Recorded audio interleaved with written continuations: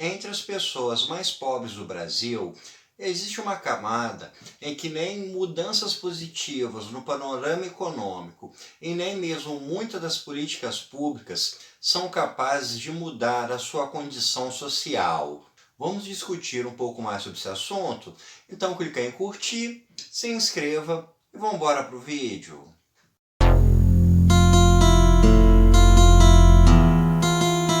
Uma terminologia que tem sido utilizada quando se fala sobre questões como desigualdade social, pobreza e miséria no Brasil é o do núcleo duro da miséria. Esse núcleo duro é uma camada das populações mais pobres em que o grau de exclusão social dela é tão forte que nem mesmo quando você tem uma mudança na situação econômica do país, como por exemplo um aumento de emprego, um crescimento do PIB, e nem mesmo muitas das políticas públicas, como por exemplo políticas de transferência de renda, são capazes de gerar uma melhoria na condição de vida desse grupo.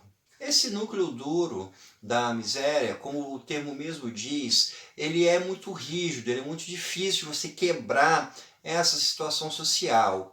Entre as diversas classes econômicas do Brasil, a gente pensando mais especificamente entre as camadas mais pobres, a gente pode imaginar alguns graus de diferenciação de renda e de situação social. Por exemplo, existe um grupo que é o chamado vulnerável à pobreza. É um grupo que não é pobre, mas que determinadas mudanças sociais podem jogar essas pessoas na pobreza. Por exemplo, uma redução econômica, uma contração econômica que faça com que uma família perca poder aquisitivo e caia na pobreza. Você tem um grupo das pessoas pobres que são aquelas que têm um baixo poder aquisitivo, mas não estão numa situação de miséria. Já entre os miseráveis, a gente vai ter uma privação geral de acesso a produtos e serviços e também uma ausência de diversos produtos, diversos serviços que são essenciais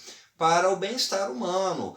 Aqui a gente pode falar, por exemplo, sobre a insegurança alimentar, que é o risco da pessoa, o risco da família não ter o que comer, a desnutrição, baixíssimos graus de escolaridade, uma residência que não possui água potável, que não possui eletricidade, o uso das chamadas fontes de energia sujas para fazer alimentos, como por exemplo o uso de lenha. E justamente dentro dessa classe miserável existe esse núcleo duro, que é um grupo que ele é tão destituído, ele é tão excluído socialmente, que ele não consegue ter uma melhoria na sua condição, mesmo quando a conjuntura social, de um modo geral, poderia proporcionar isso. Mas, afinal de contas, o que é que caracteriza esse núcleo duro da miséria? O que faz você ter um determinado setor da sociedade que ele é tão pobre a ponto de não conseguir haver esse tipo de mudança? Isso, como é bem conhecido, se dá graças a um fator histórico de exclusão social que vem desde a colonização, já que o Brasil passou 350 anos com mais da metade da sua população em condição escrava. E mesmo quando acabou a escravidão, não houve nenhum projeto de inclusão social. E esse panorama vem se arrastando ao longo dos séculos até os tempos atuais. A conjuntura econômica do Brasil é de uma forte concentração de renda, onde uma pequena classe, uma pequena quantidade de pessoas fica com a maior parte da produção e a grande maioria fica sem nada. E nesse panorama de desigualdades que a gente vai ter esses núcleos de pobreza, esses núcleos de miséria.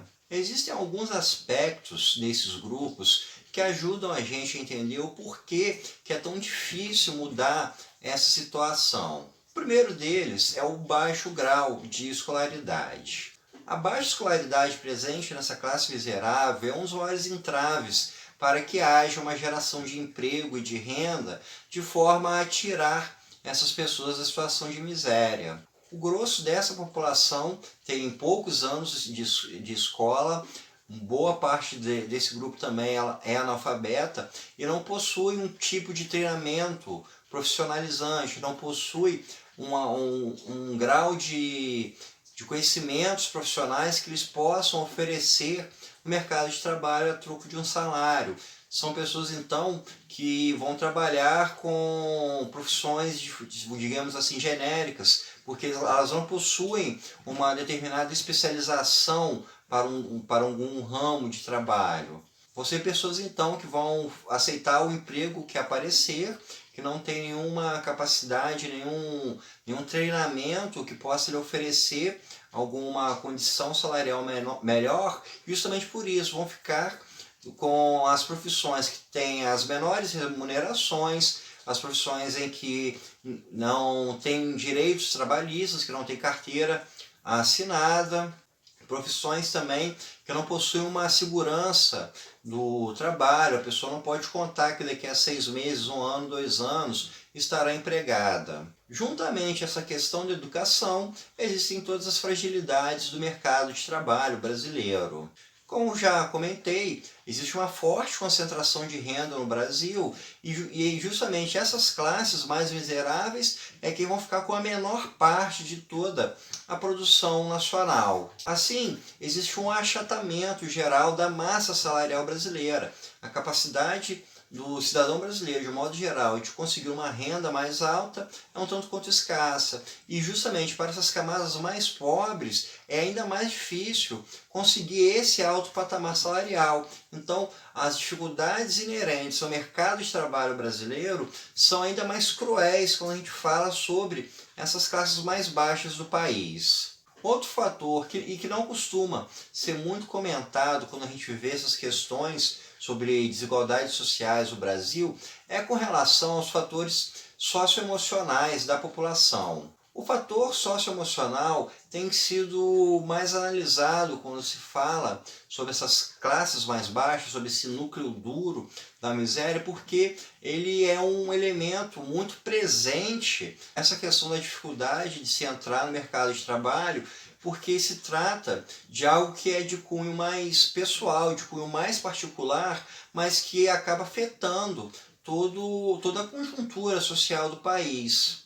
Nesse caso, a gente fala de pessoas que sempre foram vítimas de preconceito, pessoas que sempre foram excluídas de mercado de trabalho, sempre foram excluídas de vários locais do convívio social, e isso acaba afetando o seu bem-estar socioemocional.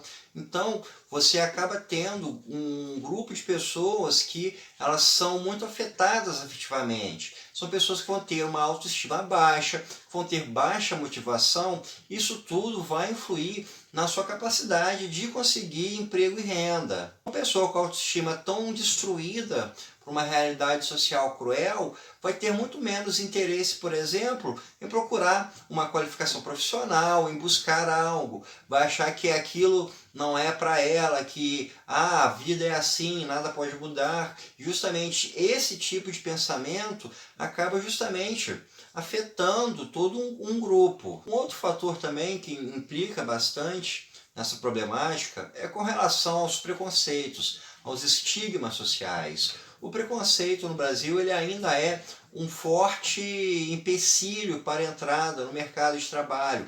É um forte empecilho para que muitas pessoas possam conseguir oferir uma renda maior. É a pessoa que, quando vai buscar uma determinada vaga, vai ser excluída pela cor da sua pele, pelo seu gênero, pelo local de onde ela vem geograficamente. Por exemplo, a gente pode pensar numa metrópole, numa grande cidade, uma pessoa que mora na periferia, que mora numa favela, que ao procurar emprego vai ser prontamente recusada por causa do local de onde ela vem.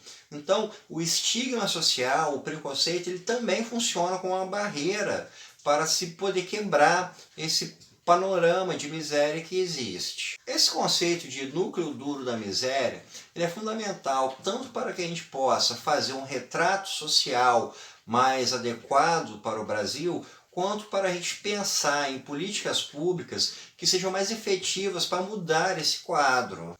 Se a gente pensar que a questão da miséria no Brasil vai além de meramente renda, além de meramente uma exclusão de mercado de trabalho, que ela implica em questões como educação, quanto questões socioemocionais, quanto com questões como o estigma social, a gente vai poder compor um cenário mais abrangente e mais específico com relação ao nosso modelo social. E se a gente conseguir enxergar com maior precisão como é que a nossa sociedade funciona, a gente então pode ser capaz de pensar em soluções melhores para conseguir atacar e, quem sabe, algum dia erradicar o problema da miséria no Brasil. Então, pessoal, isso é tudo por hoje. Espero que vocês tenham gostado e até o nosso próximo encontro.